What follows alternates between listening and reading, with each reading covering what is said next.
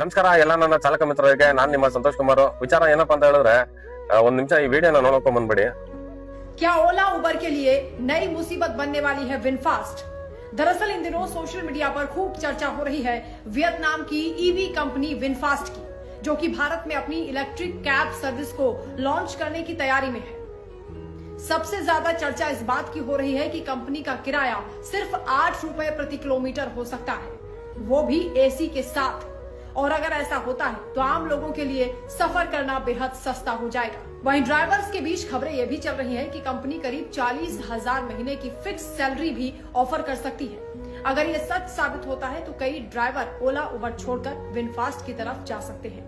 ये बताया जा रहा है कि ग्रेटर नोएडा में कंपनी की बड़ी संख्या में इलेक्ट्रिक गाड़ियां भी पहुंच गई हैं और भर्ती को लेकर भी तेजी से हलचल बढ़ गई है। ನೋಡಿದ್ರಲ್ಲ ಸ್ನೇಹಿತರೆ, ವಿಚಾರ ಏನಪ್ಪಾ ಅಂತ ಹೇಳಿದ್ರೆ ಇವಾಗ ಹೊರಗಡೆಯಿಂದ ಇನ್ನೊಂದು ಕಂಪನಿ ವಿನ್ಫಾ ಅನ್ನೋದು ಕಂಪನಿ ರೆಡಿ ಆಗ್ಬಿಟ್ಟಿದೆ. ನಮ್ಮನ್ನ ಉಳ್ಸಕ್ಕಂತೂ ಇಲ್ಲ, ನಮ್ಮನ್ನ ಎಲ್ಲ ಸರ್ವನಾಶ ಮಾಡೋದಕ್ಕೆ ರೆಡಿ ಆಗ್ಬಿಟ್ಟಿದೆ. AC service with AC service 8 ರೂಪಾಯಿ ಕಿಲೋಮೀಟರ್ಗೆ ರೆಡಿ ಆಗಿದೆ. ಇದು ಓಲಾ ಉಬರ್ ರ್ಯಾಪಿಡೋಗೆನೆ ಒಂದು ಟಕ್ಕರ್ ಕೊಡುವಂತ ಕಂಪನಿ ಆದ್ಮೇಲೆ ಇದ್ರಲ್ಲಿ ಓಡಿಸ್ತಾರ ನಮ್ಗಳ ಗತಿ. ಇದೇನಾದ್ರು ಬಂದು ಲಾಂಚ್ ಆಯ್ತದ ಆಲ್ರೆಡಿ ನೋಯ್ಡಾದಲ್ಲಿ ಫುಲ್ ಎಲ್ಲಿ ನೋಡಿದ್ರೇನು ಬರೀ ಅದೇ ಗಾಡಿಗಳು ಆಗಿದೆ. ಹೋಗಿ ಡ್ರೈವರ್ಗಳು ಸೇರ್ಕೊಂತ ಇದಾರೆ. 40,000 ಸಂಬಳ ಕೊಡ್ತೀನಿ ಅಂತ ಇದಾರೆ. ಸ್ಟಾರ್ಟಿಂಗ್ ಅಲ್ಲಿ 40,000 ಇವ್ರ ಉದ್ದೇಶ ಏನು? ಇರೋ ಬರೋ ಏನೋ ಓನರ್ ಕಮ್ ಡ್ರೈವರ್ಗಳಿದಾರೆ, ಈ ಜಂಜಾಟಗಳಿಂದ ಬಿಟ್ಟು ಗಾಡಿಗಳೆಲ್ಲ ಮಾರ್ಕೊಂಡು 40,000 ಸಂಬಳಕ್ಕೆ ಬಂದು ಸೇರ್ಕೊಂಡಾದ್ಮೇಲೆ ಒಂದ್ 2 ತಿಂಗಳು 3 ತಿಂಗಳು ಅದಾದ್ಮೇಲೆ ಅವ್ರದ್ದು ರೂಲ್ಸ್ ಅಂಡ್ ರೆಗ್ಯುಲೇಷನ್ ಯಾವ ತರ ಇರುತ್ತೆ ಅಂತ ಹೇಳಿದ್ರೆ, ಗಾಡಿ ಒಂದ್ ಸ್ವಲ್ಪ ಟಚ್ ಆದ್ರೆ ಪೇಮೆಂಟ್ ಅಲ್ಲಿ ಕಟ್ ಮಾಡ್ತೀನಿ, ಕಸ್ಟಮರ್ ಜೊತೆ ಬ್ಯಾಡ್ ಬಿಹೇವ್ ಆದ್ರೆ ಪೇಮೆಂಟ್ ಅಲ್ಲಿ ಕಟ್ ಮಾಡ್ತೀನಿ, ಮತ್ತೊಂದಾದ್ರೆ ಪೇಮೆಂಟ್ ಅಲ್ಲಿ ಕಟ್ ಮಾಡ್ತೀನಿ, ಡ್ಯೂಟಿ ಇಷ್ಟೊತ್ತು ಲಾಗಿನ್ ಅಲ್ಲಿ ಇರಬೇಕು, ಇಂತ ಸುಮಾರು ವಿಚಾರಗಳು ಆಮೇಲೆ ಮುಂದಿನ ದಿನಗಳಲ್ಲಿ ಇರ್ತಾರೆ. ಇಲ್ಲಿ ಏನ್ ಹೇಳಕ್ಕೆ ಬಯಸ್ತಾ ಇದೀವಿ ಅಂತ ಹೇಳಿದ್ರೆ, ಇಂತಹ ಕಂಪನಿಗಳನ್ನ ನಾವೇನಾದ್ರು ಮುಂದೆ ಬರಕ್ಕೆ ಬಿಟ್ರೆ ನಮ್ಮ ಮೇಲೆ ನಾವೇ ಮಣ್ಣು ಹಾಕೊಂಡಂಗೆ.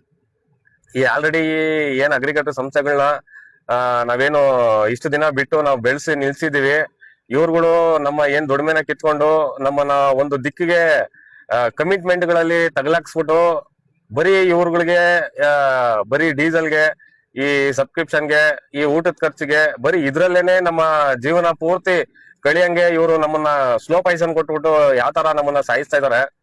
ಈ ಮುಂದೆ ಬರೋ ಈ ಏನು ವಿನ್ಫಾ ಕಂಪನಿ ಇದೆ, ಇದನ್ನು ಅದೇ ರೀತಿಯಲ್ಲಿ ಒಂದು ಕೆಲಸ ಮಾಡುವಂತ ಕಂಪನಿ. ಅದು ಇವ್ರಾದ್ರು ಒಂದ್ ಸ್ವಲ್ಪ ಸ್ಲೋ ಪಾಯ್ಸನ್ ಕೊಟ್ಟಾದ್ರು ಸಾಯಿಸ್ತಾ ಇದಾರೆ. ಆ ಕಂಪನಿ ಬಂದಾದ್ಮೇಲೆ ಸ್ಲೋ ಪಾಯ್ಸನ್ ಅಲ್ಲ, ಡೈರೆಕ್ಟ್ ಆಗಿ ನಮ್ಮನ್ನ ಕಳ್ಸೋಂತ ಉದ್ದೇಶ ಆಗ್ಬಿಡುತ್ತೆ.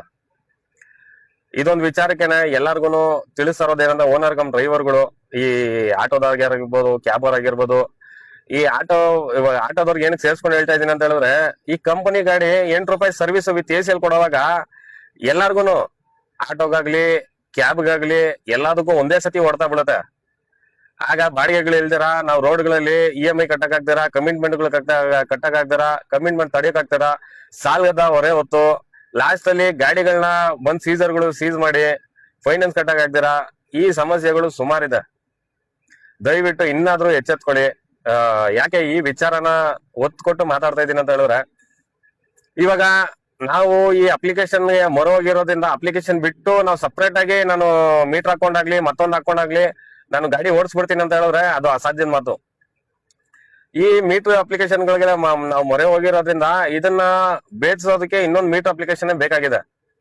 ಅದು ಯಾವ ರೀತಿ ಅಂತ ಹೇಳಿದ್ರೆ, ಇಲ್ಲಿ ಮೀಟರ್ ಅಪ್ಲಿಕೇಶನ್ ಇರೋದು ನಮ್ಮ ಮೀಟರ್ ಏನು ಸರ್ಕಾರಿ ದರ ಇದೆ, ಸರ್ಕಾರಿ ದರದ ಅನುಸಾರವಾಗಿ ಮೀಟರ್ ಅಪ್ಲಿಕೇಶನ್ ಇರೋದು. ಇದರಲ್ಲಿ ನಮ್ಗೆ ಯಾವುದೇ ರೀತಿ ಯಾವತ್ತಿಗೂ ಈ ದರದಲ್ಲಿ ಒಂದು ಚೇಂಜಸ್ ನ ಮಾಡಕ್ಕೆ ಕಂಪ್ನಿಯಿಂದನೂ ಸಾಧ್ಯ ಇಲ್ಲ, ಸರ್ಕಾರದಿಂದನೂ ಸಾಧ್ಯ ಇಲ್ಲ, ನಮ್ಮಿಂದನೂ ಸಾಧ್ಯ ಇಲ್ಲ. ನಾವು ಎಲ್ಲ ಒಂದ್ ಕಡೆ ನಿಂತು ಒತ್ತಾಯ ಮಾಡಿದ್ರೆ ನಮ್ಗೆ ಈ ದರ ಬೇಕು ಅನ್ನೋವಾಗ ಸರ್ಕಾರ ಅದಕ್ಕೆ ಅನುಮೋದನೆ ಕೊಟ್ಬಿಟ್ಟು ದರನ ಚೇಂಜ್ ಮಾಡೋದೇ ಹೊರತು ಕಂಪನಿ ಯಾವುದೇ ಕಾರಣಕ್ಕೂ ಈ ದರನ ಚೇಂಜ್ ಮಾಡಕ್ ಆಗೋದಿಲ್ಲ. ಇದೊಂದು ಉದ್ದೇಶಕ್ಕೋಸ್ಕರನೇ ಮೀಟರ್ ಕಾನ್ಸೆಪ್ಟ್ ಅಲ್ಲಿ ಎಲ್ಲರೂ ಗಾಡಿ ಓಡಿಸಿ ಮೀಟರ್ ಕಾನ್ಸೆಪ್ಟ್ ಅಲ್ಲಿ ಒಂದು ವರ್ಗದಲ್ಲಿ ಬಂದು ನಿಂತ್ಕೊಂಡಾಗ ಇಲ್ಲಿ ನಾವುಗಳನ್ನು ಸರ್ಕಾರದ ಮುಂದೆ ಆಗ್ಲಿ ಮತ್ತೊಂದು ಮುಂದೆ ಆಗ್ಲಿ ನಿಂತ್ಕೊಂಡು ಮಾತಾಡೋದಕ್ಕೆ ಅನುಕೂಲವಾಗಿರುತ್ತೆ. ಯಾಕಂತ ಕೇಳಿದ್ರೆ, ಒಂದೇ ಪ್ಲಾಟ್ಫಾರ್ಮ್ ಅಲ್ಲಿ ಇಷ್ಟು ಜನ ಚಾಲಕರು ನಾವು ಗ್ರಾಹಕರುಗಳಿಗೆ ಸೇವೆ ನೀಡ್ತಾ ಇದ್ದೇವೆ, ನಮ್ಮ ಹೊಟ್ಟೆ ಮೇಲೆ ಹೊಡೆಯುವಂತ ಕೆಲಸ ಆಗ್ತಾ ಇದೆ ಅಂದ್ಬಿಟ್ಟು ಮುಂದಿನ ಹೋರಾಟಗಳಲ್ಲಿ ನಮ್ಗೆ ಒಂದು ಗೆಲುವನ್ನ ತಂದ್ಕೊಡತ್ತೆ. ದಯವಿಟ್ಟು ಇದೊಂದೇ ಒಂದು ಉದ್ದೇಶಕ್ಕೋಸ್ಕರ ಎಲ್ಲಾನು ಹೇಳ್ತಾ ಇರೋದು, ಎಲ್ಲರೂ ಮೀಟರ್ ಕಾನ್ಸೆಪ್ಟ್ ಬನ್ನಿ. ಫಸ್ಟ್ ಬರೀ ಮೀಟರ್ ಅಪ್ಲಿಕೇಶನ್ ಮಾತ್ರ ಇತ್ತು, ಈಗ ಬುಕಿಂಗ್ ಅಪ್ಲಿಕೇಶನ್ ಇದೆ, OAOT ಅಂತ ಬುಕಿಂಗ್ ಅಪ್ಲಿಕೇಶನ್ ಇದೆ. ಅದ್ರಲ್ಲಿ ಬುಕ್ ಮಾಡಿದ್ರೆ ಟೌನ್ ಅವ್ರಿಗೆ ಏನು ಬುಕಿಂಗ್ ಬಂದೇ ಬರುತ್ತೆ, 100 ಅಲ್ಲ 200% ಬಂದಿದೆ ಆಲ್ರೆಡಿ. ಚಾಲಕರು ಅದ್ರಲ್ಲಿ ಸರ್ವಿಸ್ ನ ಕೊಡ್ತಾ ಇದ್ದಾರೆ. ದಯವಿಟ್ಟು ಎಲ್ಲಾರು ಮೀಟರ್ ಅಪ್ಲಿಕೇಶನ್ ಬನ್ನಿ, ಸ್ವಲ್ಪ ಯೋಚನೆ ಮಾಡಿ ನೋಡಿ. ನಮ್ಮ ಮುಂದಿನ ಬದುಕು ನಮ್ಮ ಕೈಯಲ್ಲಿದೆ. ನಾವು ಇವಾಗ ನಿರ್ಲಕ್ಷ್ಯ ತೋರಿಸಿದ್ರೆ ಮುಂದಿನ ಜೀವನ ತುಂಬಾ ಕಷ್ಟ ಆಗತ್ತೆ. ಇದೇ ತರಾನೇ ಈ ಫ್ಲಿಟ್ ಗಾಡಿಗಳನ್ನ ಏನ್ ಮಾಡ್ಕೊಂತಾರ ಬಿಟ್ಟು ಈಗ ಈ ಕಂಪನಿಗಳಿಂದ ಫ್ಲಿಟ್ ಗಾಡಿಗಳಿಂದ ನಾವ್ ಅನುಭವಿಸ್ತಾ ಇರೋದು ಆಲ್ರೆಡಿ ಎಲ್ಲಾ ಚಾಲಕರಿಗೂ ಮಂದಟ್ಟಾಗಿದೆ.